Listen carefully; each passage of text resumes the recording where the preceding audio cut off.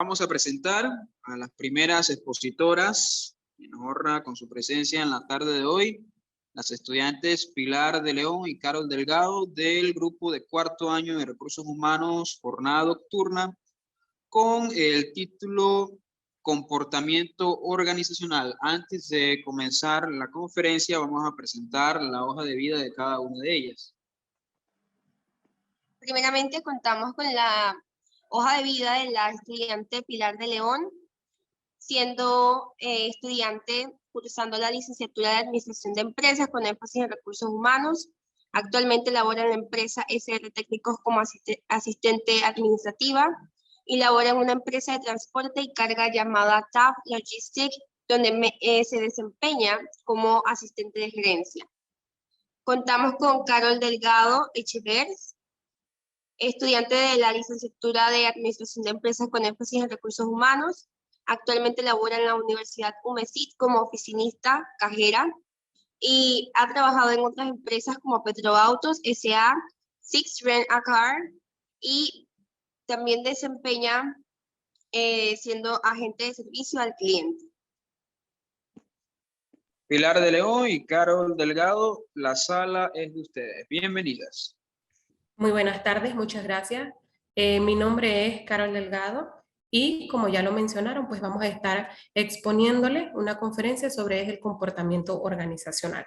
Vamos a iniciar con un pensamiento que dice así: la motivación nos impulsa a comenzar, pero el hábito nos permite continuar. Jim Ryan. Ok, el comportamiento organizacional. Una introducción de lo que es el comportamiento organizacional se refiere al estudio de las personas y a los grupos que actúan en las organizaciones. Se ocupa de la influencia que todos ellos ejercen en la organización y de la influencia que las organizaciones ejercen sobre nosotros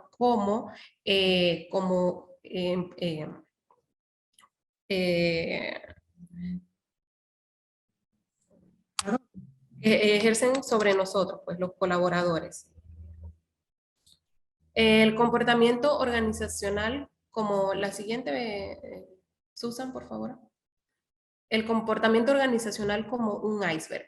Un iceberg no es más que, no sé si lo han visto, es un pedazo de hielo sobre cuando está dentro del agua, en la parte de arriba se ve un pedazo, sin embargo dentro del agua es un pedazo muchísimo más grande, que es la relación de causa y efecto en la empresa y se sustenta bajo una dinámica en la que la empresa, en la parte oculta, ¿no?, de la empresa, causa una forma visible de la empresa y hay muchas pues en la que no ven. El aspecto visible no es más que las estrategias, los objetivos, las políticas y procedimientos y la estructura de la organización, la autoridad formal, la cadena de mando y la tecnología. Sin embargo, la que no se ve son las percepciones, las actitudes del personal, las normas del grupo, las interacciones informales que hay dentro de ellas y los conflictos interpersonales e intergrupales que están dentro de una organización. Seguimos con las variables que tienen el comportamiento organizacional. Cuenta con dos variables. La variable independiente, ¿verdad?, cuenta con 3 niveles. El nivel organizacional, que son aquellas que encontramos en la organización como un todo.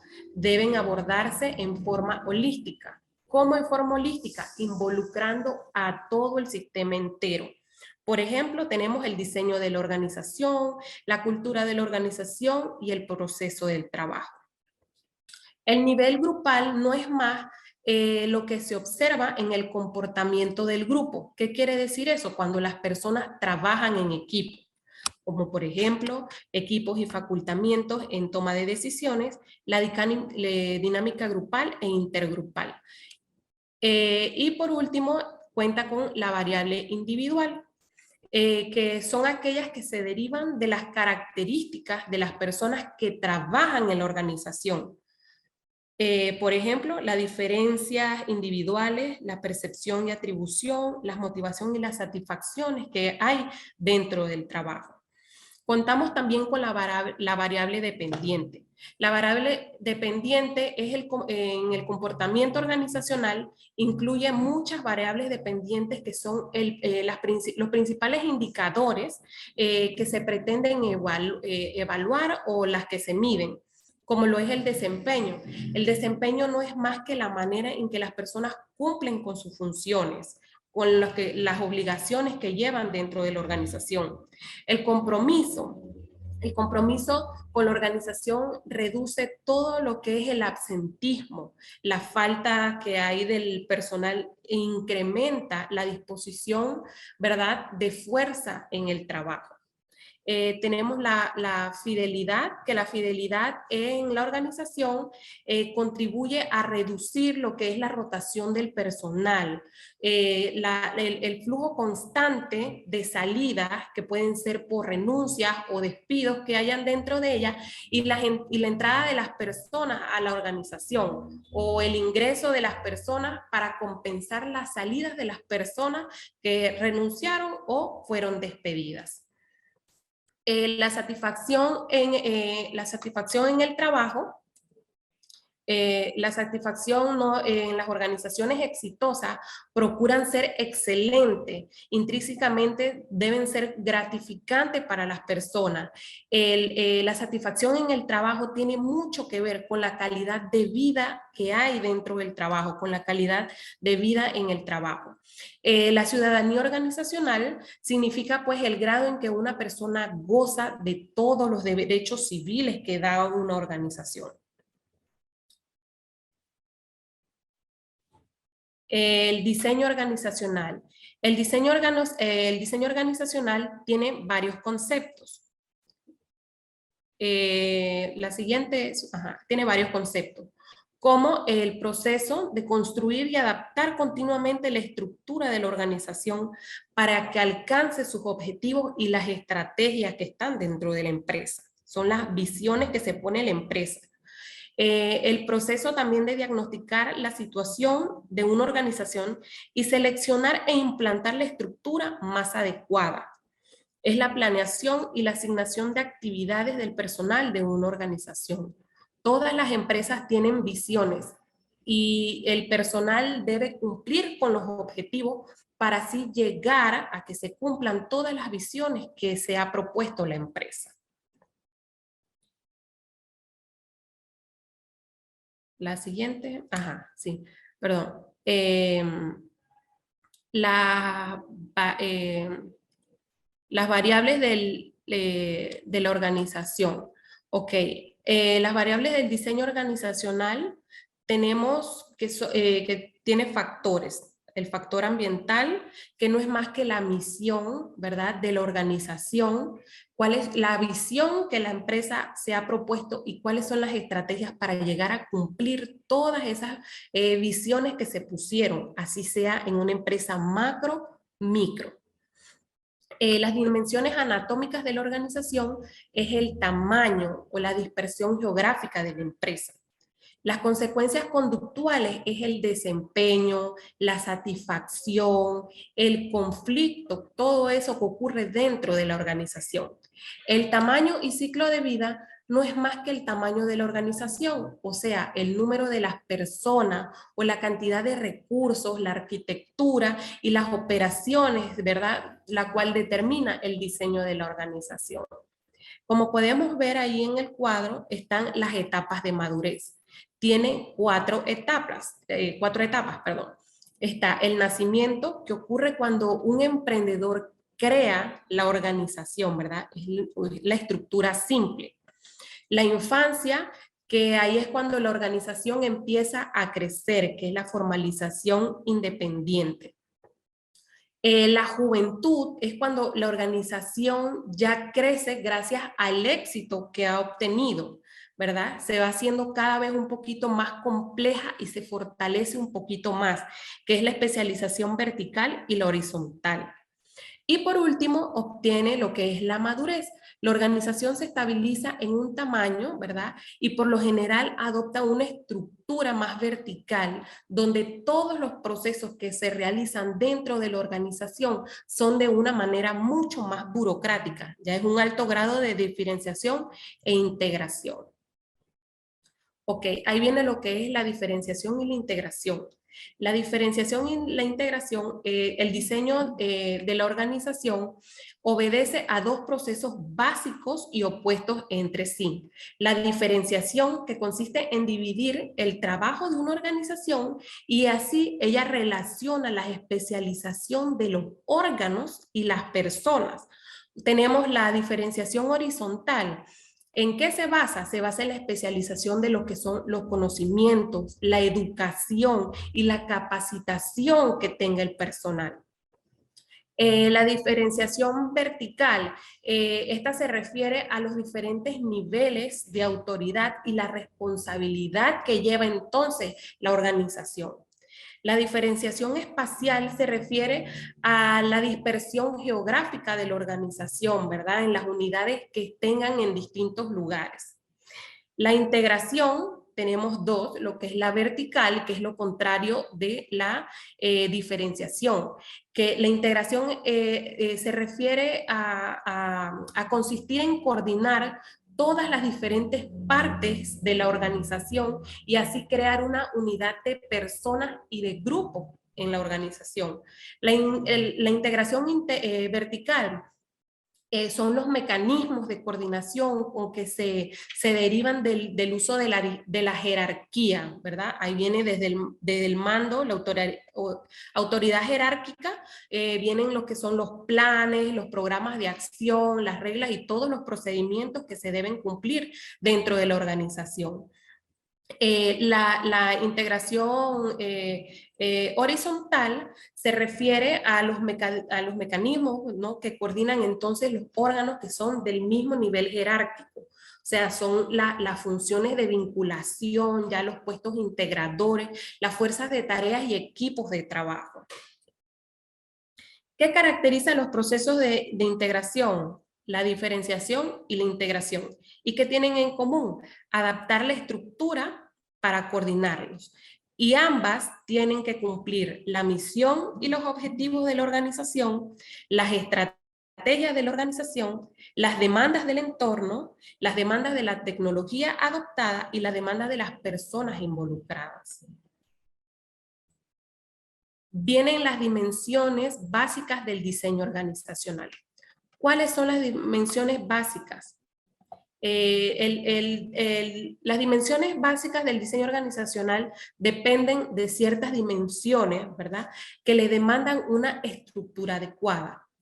Ahí está la formalización, que es la medida en que la organización tiene reglas, los reglamentos que hay que cumplir dentro de la empresa. La centralización, que es la medida en que las decisiones están centralizadas y se toman en la cúpula de la empresa. Puede ser el Departamento de Recursos Humanos o ya un poquito más arriba. La amplitud del control es el número de personas que cada administrador puede dirigir con mucha eficiencia y eficacia. La amplitud de control es el número de personas que cada administrador puede dirigir, ¿verdad? La departamentalización es el número de actividades del trabajo que son agrupadas y que son coordinadas también. Estas llevan su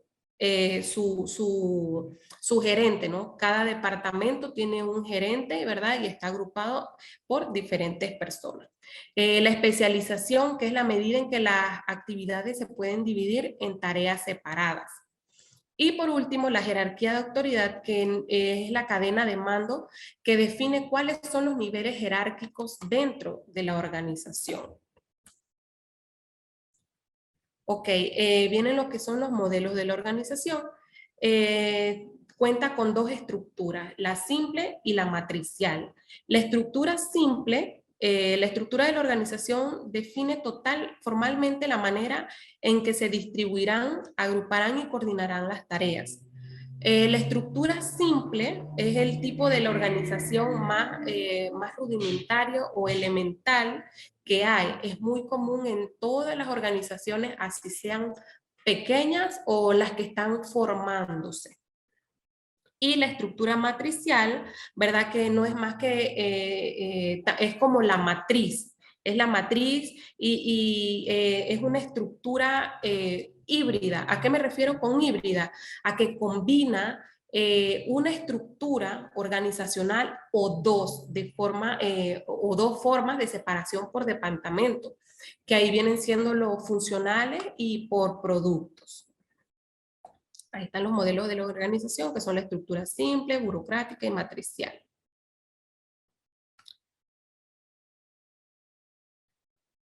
La cultura organizacional. Okay, la cultura organizacional no es algo palpable, solo puede observarse en razón de sus efectos y consecuencias. En este sentido, es un iceberg, como lo expliqué anteriormente, es en la parte superior, lo que está por encima del nivel del agua, que son los aspectos visibles y superficiales de la organización, los cuales se derivan de su cultura. Características de la cultura organizacional. Las regularidades del comportamiento observados no es más que la interacción entre los miembros, ¿verdad? Y se caracterizan por un lenguaje común. Las normas son las pautas las pautas de comportamiento, las políticas y los reglamentos que hay dentro de un trabajo, también son los lineamientos, ¿verdad? Todas las cosas que debemos cumplir dentro de la empresa. Los valores dominantes son los principios, ¿verdad?, que define la organización y que éste espera que sus miembros compartan con una calidad de productos, que no falten a la empresa, o sea, que no se ausenten y con una elevada eficiencia. La filosofía reflejan lo que son las creencias, sobre todo en el trato que deben recibir los empleados o los clientes. Y las reglas son las guías establecidas y se refieren al comportamiento dentro de la organización. Por último, el clima organizacional es la sensación que transmite el local, ¿verdad? La sensación que transmite, cuál es la interacción que tienen las personas y el trato de todo el personal para lo que son los clientes, para los proveedores y toda aquella persona, ¿no?, que se acerque al local donde está la organización. Organizaciones de aspectos y conocimientos operativos. Ahí está la naturaleza del conocimiento. El conocimiento es la base de las sociedades y las organizaciones. Hoy se habla de sociedad del conocimiento, de economía basada en el conocimiento, de redes de conocimiento y de trabajadores del conocimiento. Hoy se nos habla de todo lo que el personal posee, del conocimiento que todo el personal posee, independientemente de todos los estudios que haya obtenido, porque podemos tener un estudio, pero no sabemos cómo ejecutarlos. Entonces, por eso es el conocimiento que todo el personal posee. El conocimiento tiene 4 características. Es tácito, el conocimiento es algo personal, es decir, formado dentro de un contexto social e individual. Se orienta a la acción. El ser humano siempre está generando nuevos conocimientos por medio del análisis de sus impresiones sensoriales. Está sustentado en reglas. Con el tiempo vamos creando en nuestro cerebro innumerables pautas. Conocimiento constantemente. El conocimiento no es estático, sino que se construye y reconstruye constantemente en la mente de las personas. A veces nosotros realizamos varios procesos, utilizamos alguna plataforma de algo tecnológico. Nosotros venimos y otra persona está al lado, hace tal cosa y tú, ok, yo no sabía que esto se hacía así, sin embargo tú tienes mucho tiempo manejándolo. O sea, entonces ya es el conocimiento que la persona tiene, por más que otra persona tenga un poquito más de tiempo conociendo o viendo el sistema.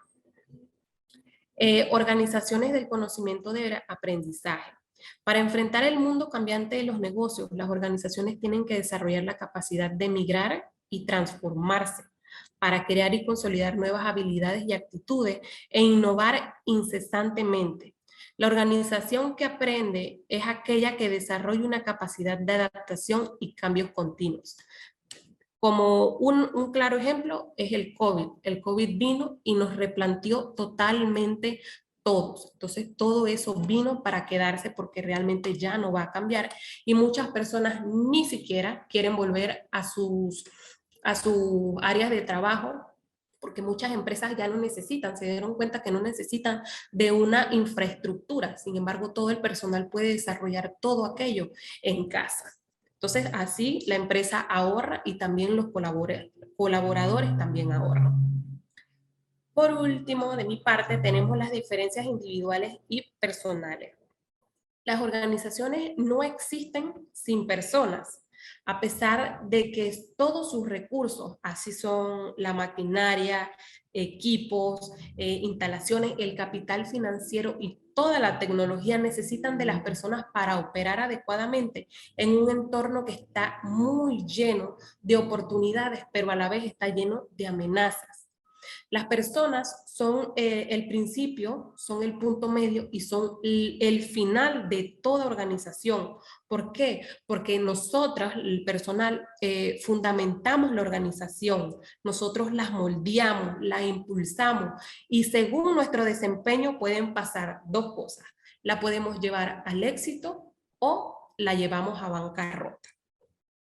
Existen, aquí están los conceptos de las personas, que es el Homo economicus, que es la administración, en teoría de la administración, es la administración científica. ¿Y cuáles son sus características básicas? Las personas responden exclusivamente a motivos salariales o económicos. En el concepto de la persona se llama Homo social, que es la teoría de las relaciones humanas. Las personas actúan por necesidades sociales y por estar junto a otras personas.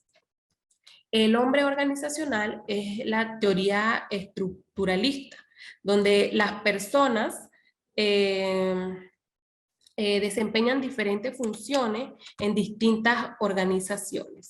Está el hombre administrativo, que es la teoría conductista, que las personas procesan información y toman decisiones. Hombre complejo, que son las teorías de las contingencias, donde las personas son sistemas complejos de valores, percepciones, características y necesidades que operan con la finalidad de mantener su equilibrio interno ante las demandas que le imponen las fuerzas del entorno. A continuación, mi compañera Pilar.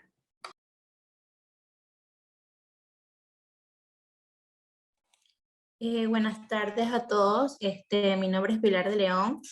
Continuando con lo que mi compañera les estaba explicando, tenemos las características individuales. Según el libro del comportamiento organizacional de Alberto Chavenato, tenemos que las características individuales dice que el comportamiento de la persona en las organizaciones no depende solo de las características individuales, sino también de las organizacionales. Dentro de estas características podemos mencionar que las personas tienen capacidades diferentes, las personas tienen necesidades diferentes y tratan de satisfacerlas, también que las personas piensan en el futuro y eligen su comportamiento, igual que las personas reaccionan de forma emocional, los comportamientos y las actitudes son provocados por muchos factores. Y por último, que las personas perciben su ambiente en función de necesidades y experiencias basadas.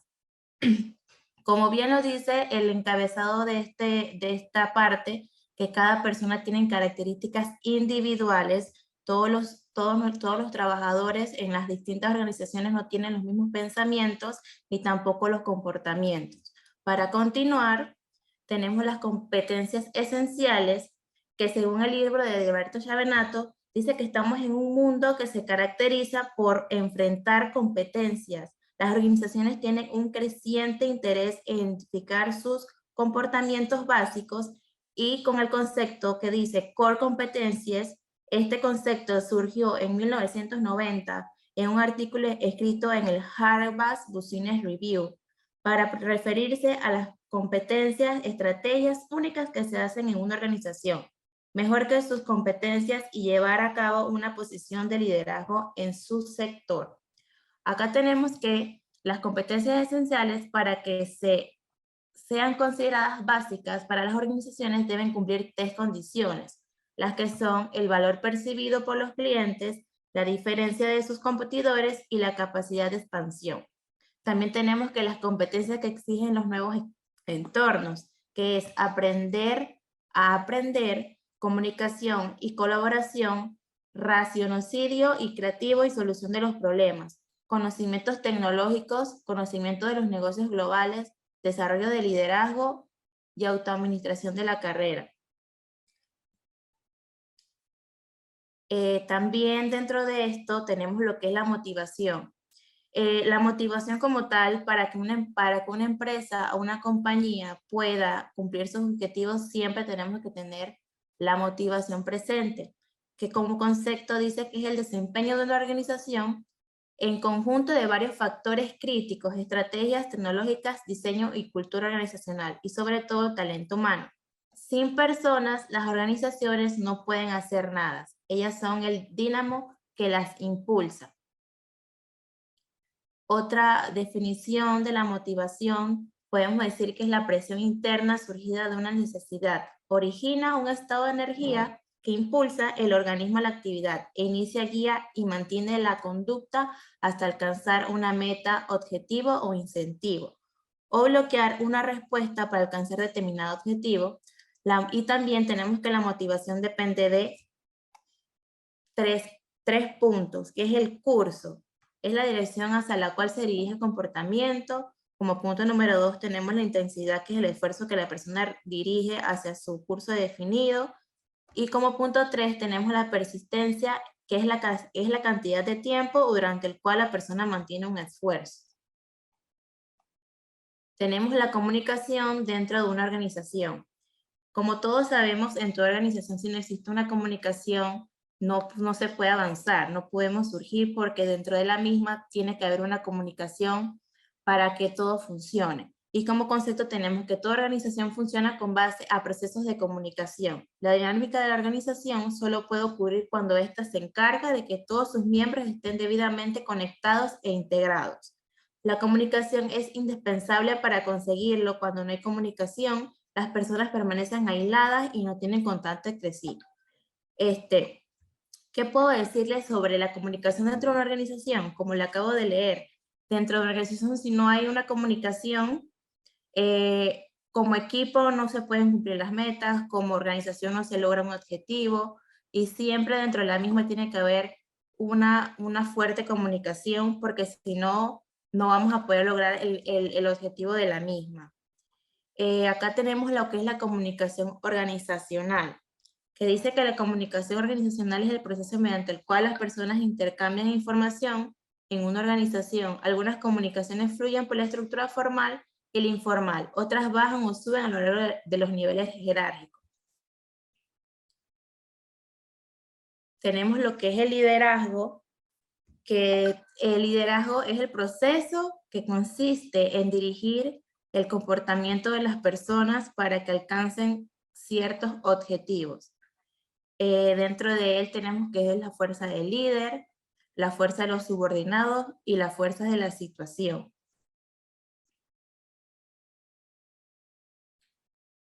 También podemos mencionar los nuevos enfoques de liderazgo. Está el liderazgo carismático, que dice que el liderazgo carismático se refiere a las habilidades personales que generan un efecto profundo y extraordinario entre los seguidores del líder. También está el liderazgo transicional y el liderazgo transformacional. Algunos autores identifican dos tipos de liderazgo político, el transicional y el transformacional. Como podemos ver aquí en esta imagen, donde dice que son líderes del futuro, tenemos que tener un estado de liderazgo adaptable, sustentable, orientado al colaborador, inspirador, visionario, impulsado por el valor, invernador y con mentalidad de crecimiento. También dentro de las organizaciones ocurre un estado que todos conocemos y es muy común entre todos los que estamos laborando o todos los que pertenecemos a una organización, que es el estrés, que dice que es un estado emocional desagradable que se presenta cuando la persona no está segura de sus capacidades para afrontar un desafío relacionado con algo que es importantemente valioso. Dentro del estrés tenemos 3 fases. La primera que podemos mencionar, que es la alarma, que se presenta cuando la persona identifica y percibe la amenaza, sea física, que se pueden hacer daño corporal, o psicológica, que dice que la posibilidad de perder algo como un empleo. También está la resistencia, la persona se hace resistente a las presiones creadas por la amenaza inicial. Y por último tenemos el agotamiento. Cuando la exposición a la causa del estrés dura mucho tiempo, la persona entra en la fase de agotamiento, ya cuando llega a un punto de un colapso que ya no puede salir de este estado de estrés. También tenemos el conflicto. El conflicto es un proceso de la oposición y confrontación entre individuos o grupos de las organizaciones, el cual las partes no coinciden. Dentro de este conflicto siempre están las causas, que es la diferenciación, cuando las partes no llegan a un acuerdo o no coinciden con las ideas que puedan desarrollar dentro de la misma. Están también los recursos limitados y compartidos. Esto quiere decir que dentro de una organización nos dan para trabajar o para desarrollar nuestras funciones distintos recursos. Y existen algunos conflictos internos por no querer compartirlos, o existe también conflictos internos por no querer o no tener esa manera de cómo trabajar en equipo y compartir los recursos que la misma nos ofrece. También está la interdependencia de actividades, y también tenemos lo que son los niveles de conflicto, que está el primero, que es el organizacional, el intergrupal, el interpersonal y el interindividual. También tenemos lo que es el proceso de negociación, que dice que es el intercambio que generalmente ocurre dentro de una confrontación entre dos personas. Como antes se lo mencioné, el conflicto siempre tiene que llegar a un proceso de negociación para poder llegar a un acuerdo y poder sobrellevar un ambiente laboral estable. Dentro de este proceso de negociación podemos mencionar que que es la preparación y planeación, la definición de reglas básicas, aclaraciones y justificaciones, intercambio de soluciones de problemas y las conclusiones y aplicación. Más que nada, esto es como un acuerdo en que las partes ambas llegan para poder resolver ese conflicto que siempre va a haber dentro de una organización. Y para poder sobrellevar el conflicto, está el proceso de organización, y también porque te podemos mencionar la estrategia organizacional, que dice que la estrategia organizacional es la creación e implementación y evaluación de las decisiones dentro de una organización, en la base de la cual se alcanzan los objetivos a largo plazo.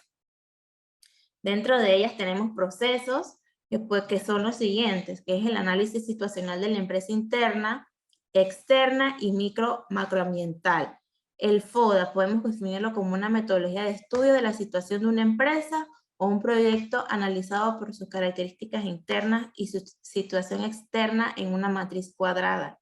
Como punto 2 tenemos la fijación de objetivos a corto y largo plazo, que está la misión y la visión. ¿Qué es la visión? Es la respuesta a la pregunta que queremos que sea la organización en los próximos años, o dónde vamos a encaminar la organización. Y la misión es la respuesta a la pregunta para que exista la organización. Es la misión por la cual fue creada la organización. Y está también el plan estratégico, que es el proceso de establecer objetivos y escoger el medio más apropiado para el logro de los mismos antes de emprender la acción. La planeación se anticipa, se toma decisiones, que también están quiénes somos, por qué existimos y hacia dónde vamos. Ahora a continuación vamos a tener una sesión de preguntas y respuestas que pueden participar para nosotras poder responderles ampliamente todo el tema que le hemos hablado.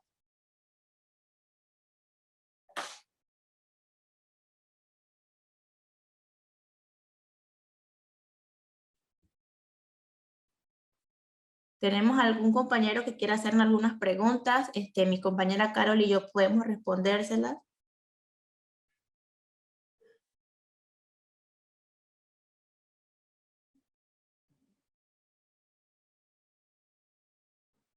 O también podemos hacer lo siguiente, yo puedo preguntar y ustedes me pueden responder para hacer un poco más interactiva la sala. no solamente para que mi compañera y yo hablemos y nos respondan qué es lo que más han entendido de lo que hemos hablado. Como primera pregunta, puedo mencionar para que alguien me responda, para qué sirve la estrategia organizacional.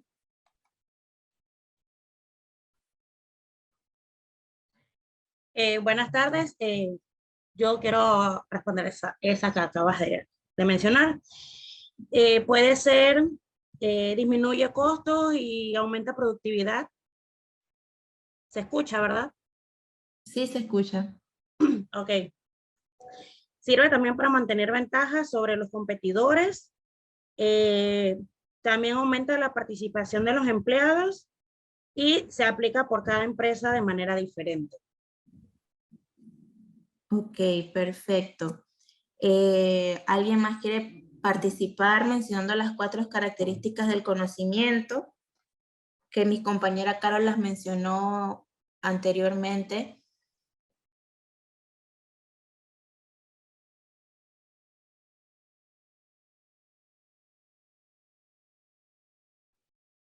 Ok, en caso tal, ¿verdad? Que nadie pregunta, yo igual se las voy a responder. ¿Cuáles son, verdad? Las características del conocimiento, que son 4. Está la que es tácito, ¿verdad?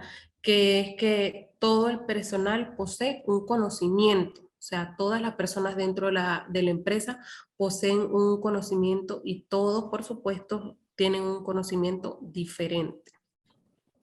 Está la que se orienta a la acción, ¿verdad? Que es el que todo ser humano está generando nuevos conocimientos, nuevas ideas, tienen nuevos pensamientos, todas las impresiones sensoriales que tienen todos. Está sustentado en reglas que con el tiempo se van creando en el cerebro, ¿verdad? Innumerables pautas, todo el proceso que lleva la organización, todas las pautas, ¿no?, que hay dentro de la organización. Y por último, que cambia constantemente. Nadie tiene un conocimiento estático, nadie se queda con lo que ya aprendió, todos los días aprende algo nuevo. Se construye y se reconstruye todo constantemente en la mente de las personas. Cada quien tiene todos sus pensamientos individuales.